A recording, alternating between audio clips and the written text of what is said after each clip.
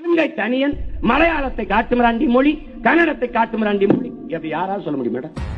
தமிழை தனியன், தமிழை தனியன், தமிழை தனியன் என்று சொல்லிக் கொண்டிருந்த காலத்தில் அவர் சொல்றதுக்கு முன்னாடி, அதுக்கு முன்னாடியே என்ன சொல்றான் பாருங்க. தமிழை தனியன் என்று ஒருத்தர் சொல்றார். இவர் யாரு? தமிழர்களுக்கு தந்தை. தமிழ் மொழி போல் இனிதானது எங்கும் காணோம்.